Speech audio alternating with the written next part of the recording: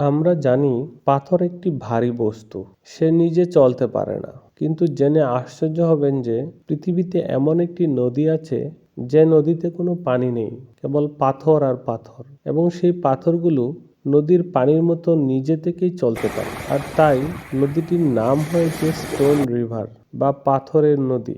Stone river একটি আশ্চর্যজনক প্রাকৃতিক ঘটনা যা আমেরিকার ক্যালিফোর্নিয়ার ডেথ ভ্যালি ন্যাশনাল পার্কে দেখা যায়। এটি একটি শুকনো হ্রদ রেস্টেক প্লায়াতে ঘটে, যেখানে পাথর বা শিলাখণ্ড আপাতদৃষ্টিতে নিজেরাই চলাচল করে। রেস্টেক প্লায়া এটি সমতল শুষ্ক হ্রদের তলদেশ যা প্রায় পুরোপুরি কাদামাটি দিয়ে গঠিত। এই সমতলে মাঝে মধ্যে ছোট বড় শিলাখণ্ড পড়ে থাকতে দেখা যায় এবং তাদের পেছনে দীর্ঘ টানার মতো দাগ দেখা যায়। এগুলো দেখে মনে হয় পাথরগুলো নিজেরাই স্থান পরিবর্তন করেছে। কোনো মানুষ বা প্রাণী এই পাথর সরানোর জন্য দায়ী নয়, কারণ দাগগুলো এমন জায়গায়ও দেখা যায় যেখানে মানুষের উপস্থিতি নেই।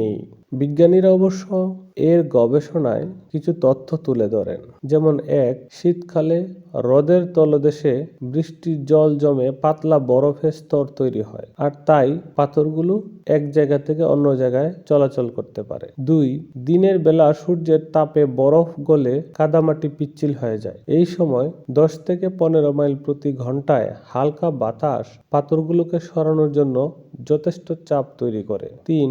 কিছু পাথরের নিচে বরফ আটকে থাকতে পারে। এই বরফ ভাসমান অবস্থায় বাতাসের সাথে একসাথে পাথরগুলো সরিয়ে নিয়ে যায়। 4. মাটি পিচ্ছিল হওয়ার কারণে পাথর সহজেই সরতে পারে এবং সেই সরানোর পথে দাগ তৈরি হয়। পাথরগুলোর আকার ও ওজন ভিন্ন হয়। কিছু পাথর খুব ছোট, আবার কিছু ওজনে কয়েকশো কিলোগ্রাম হতে পারে। এই ঘটনা প্রায় 1 বছরের বেশি সময় ঘটে, কারণ সঠিক আবহাওয়ার শর্ত যেমন বরফ, বৃষ্টি, হালকা বাতাস সবসময় থাকে না।